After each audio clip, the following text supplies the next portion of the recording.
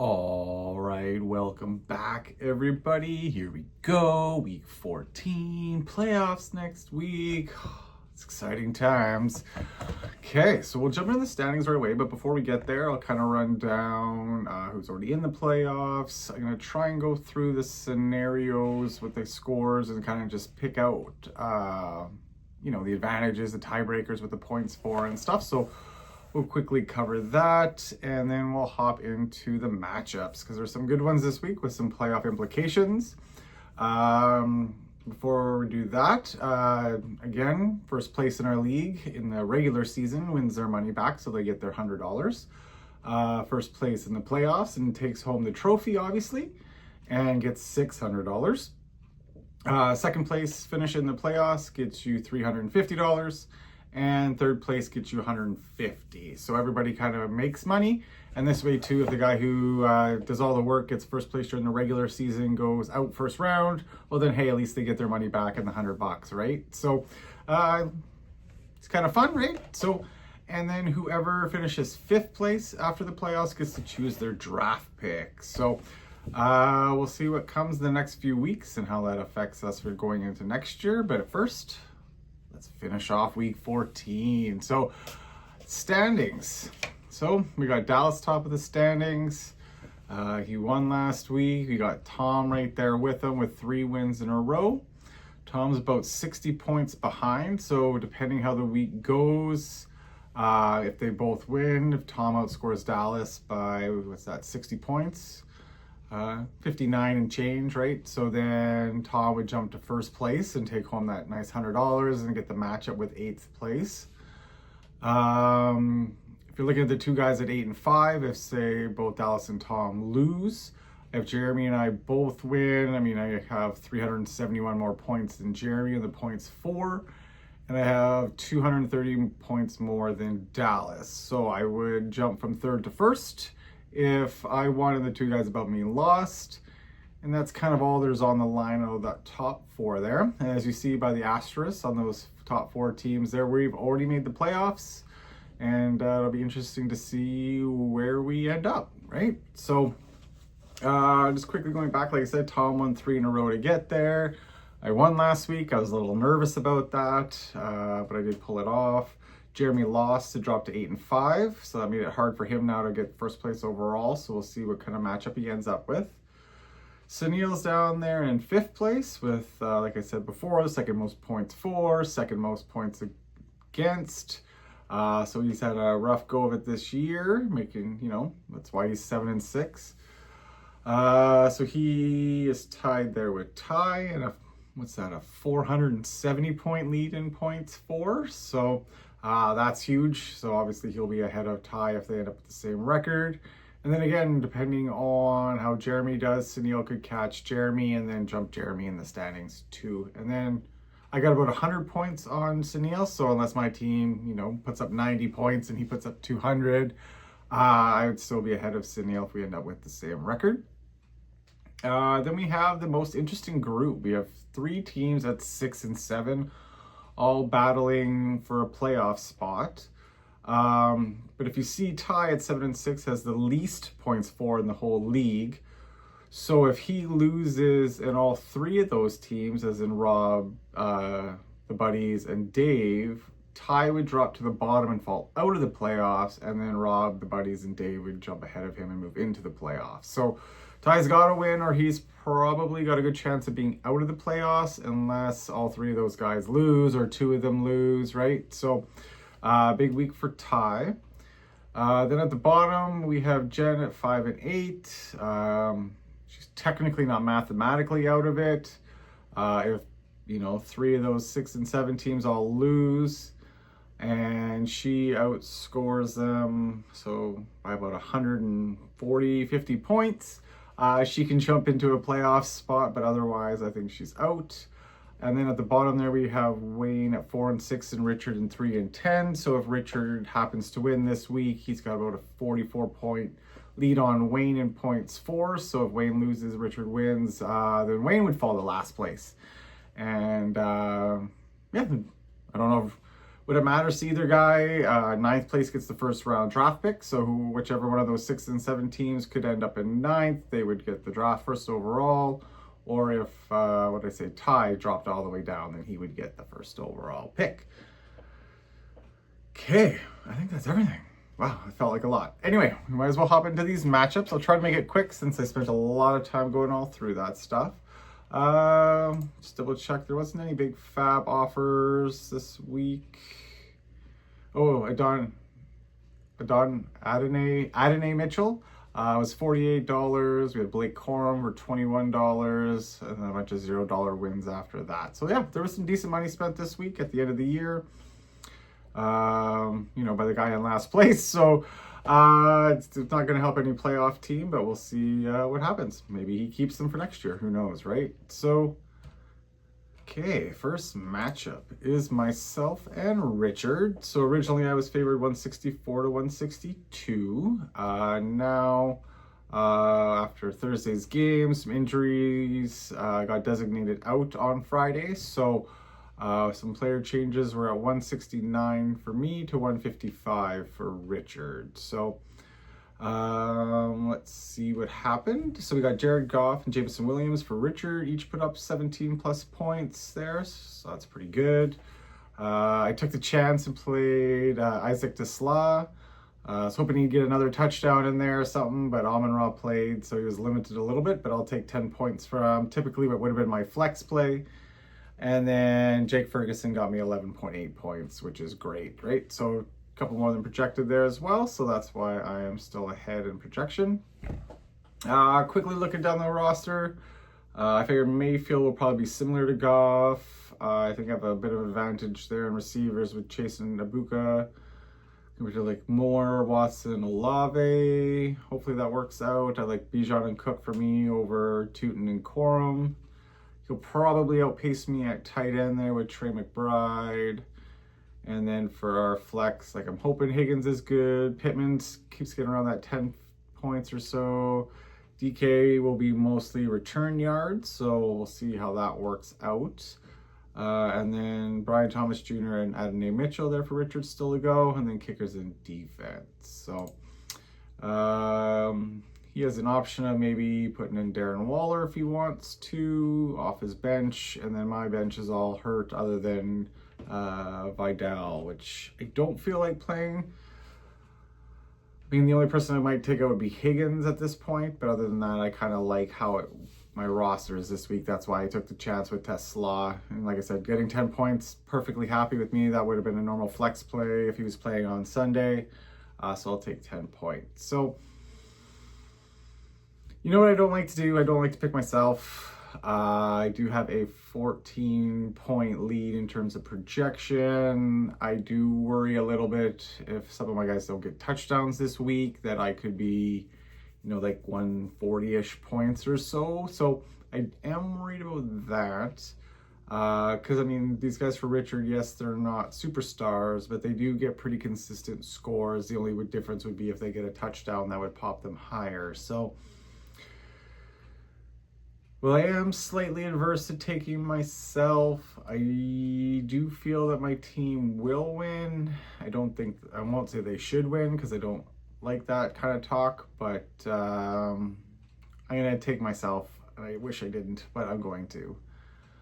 Next up, we have the buddies Jay and Adam against Wayne. Originally, the buddies were favored 152 to 112. Now they're 160 to 112. So they had, Jake Bates go. So with his 131 field goal yards and his 5 PATs, he got 18 points.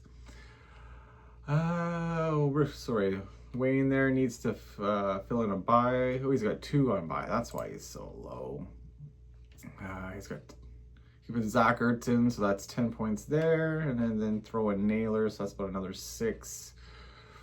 We'll cap Wayne out at 130 then, just to kind of make it easy numbers to think about. Again, for The buddies, like I like Caleb, but they play in Green Bay, so he could get sacked a bunch. He's not going to get as much time to run around, so I think he might be around that 15 points. Metcalf, you never know. Keenan Allen's steady. Myers is steady. Kyron should be good there. Achan's been playing really well lately. Jefferson, who knows? Devin Neal this week should be good.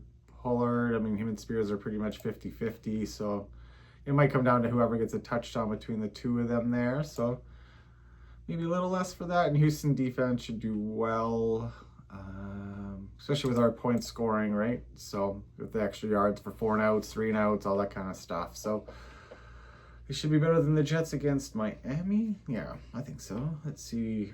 Benches for the buddies. I don't know. I would kind of probably leave it the same. Maybe if you're feeling Jerry Jeudy against Tennessee, Dalton Schultz maybe. You're not going to take out Goddard, so I don't know who else you'd take out. So, yeah, I think the buddies will win. Nothing against Wayne's team. He's just struggling here towards the end of the year. So, and the buddies have won quite a few lately, so good on them to hopefully get a playoff spot at 7-7. We'll wait and see. Next up's a big one here for both teams. Jeremy's more for placement, seeing who he might play. He could play Sunil if he ends up in 4th, which would be a really hard matchup. So, a good win for him could bump him into 3rd, or it might still leave him in 4th if all 3 teams above him win. Jen's fighting for a draft pick, so maybe if she wants to move up to 2nd, that'd be great. I don't think she'll get to the 1st pick overall. No, I don't think it was mathematically possible. I don't think I said it was. So, but maybe she wants to move to 2nd, right, instead of 3rd. So, she had Gibbs get 37 delicious points there on Thursday night, and David Montgomery got 14. So it jumped her from trailing in projections by about 23 points, now making it closer at 166 to 159. Looking at the roster for Jen, I mean, Stafford should be good. Rashee Rice has been good. Breece Hall, Jonas Smith should be maybe a couple more points than that. Trey Tucker's, pretty steady around that 10-point mark. Algier gets some goal line work. Yeah, I mean, he's only had 1 week under 6 points in like the last month and a half. So it should be a little bit higher than that. For Jeremy Daniels, Minnesota defense is tough and it's indoors. Could be good for them. And Jigba in a dome should be okay. Mooney should be okay. McConkey against Philly, hard to say. Hardy and Jones, yeah, I can see projected. That seems about right. Bowers, he's either that, right? He's either like 30-some points sometimes or a little bit less than 10. So hopefully he gives Jeremy a good week for if Jeremy wants him to. Well, he had 22, yeah, right? So a good week. Downs that's about right. Franklin, really 10. I just had he's had more weeks better than I thought, actually. I kind of remember those first 6 weeks of the season where it was kind of more just that one big week. He's coming along well. And then Ao Manor, what's that? 9. Oh, he's had a lot of low weeks in a long time, since like week 3. So that seems high for a projection for him. Let's see. So Jeremy's got everybody on his bench on a bye.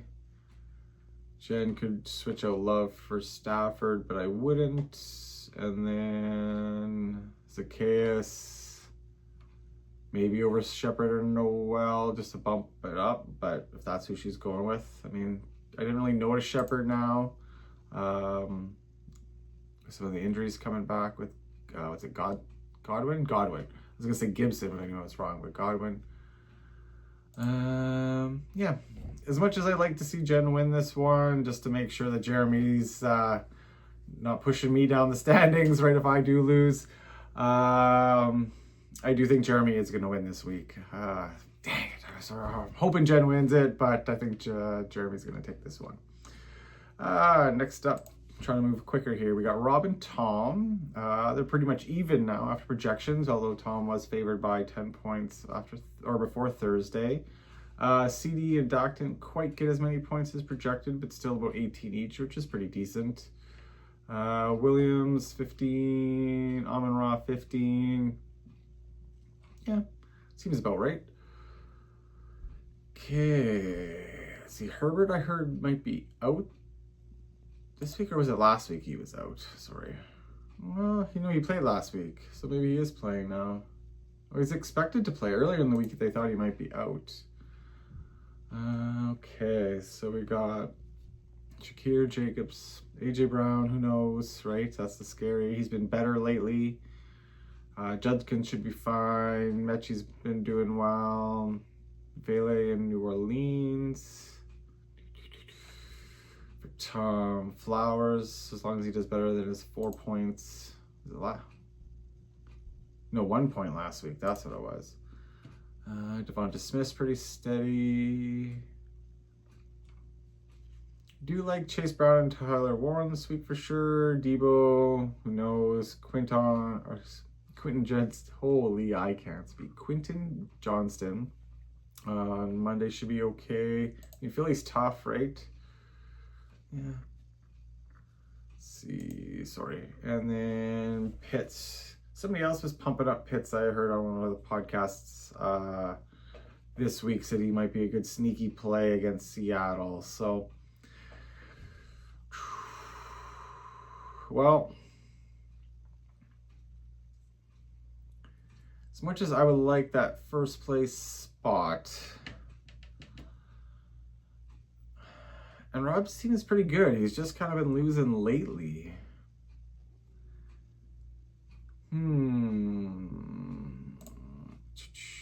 Yeah, his bench is all on bye. I'm gonna take... I don't know what to do. Because I feel like if I say Tom wins, that's like I'm putting it out there that Tom's gonna win. But then I don't want to say Rob, and then I jinx it for Tom. For me to win, to get first place, yada yada, get a better matchup, all that fun stuff. So I'm gonna go with Tom. I do think his team's gonna win. He was projected. I don't really think Doc had a bad game, neither did CD. So I think the rest of the guys might be able to make up that little bit of a slack and make sure that he gets the victory. So I'll give that to Tom.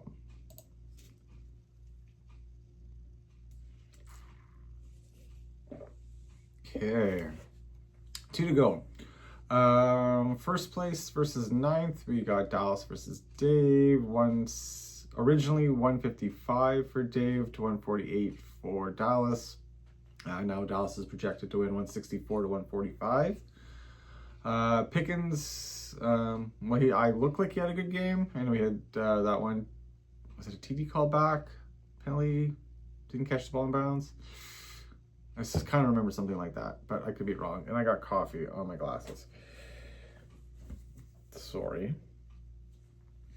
Okay. Michael Wilson should be good. No Harrison Jr. again this week. Jonathan Taylor is always good. Rodriguez, Kincaid. Marks should be a full go, they said.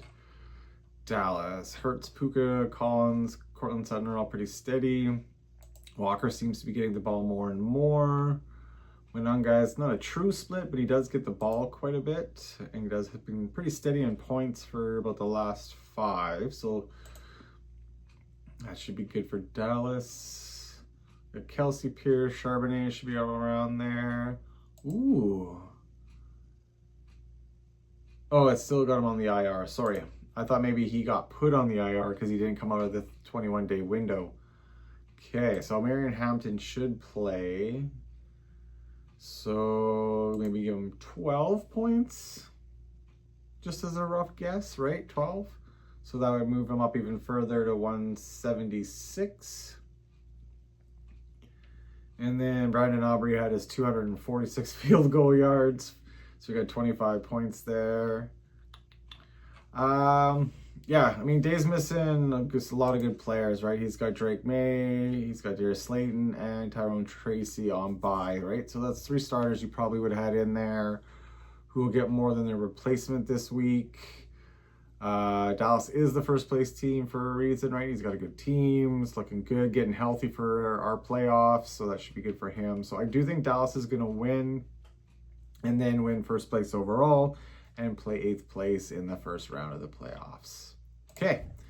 Last matchup is the battle of the 7 and 6 teams. We have Ty versus Sunil. Sunil is favored to win 159 to 150. Just quickly looking at their benches. Sunil has McCaffrey and Travion Henderson on bye. Ty has just Booty on bye. Garrett Wilson's injured. So he's got Wicks and White. So maybe Wicks over Coleman or Loveland as a flex play. I'm just looking at bench, right? But that'd be the only thing I would do different.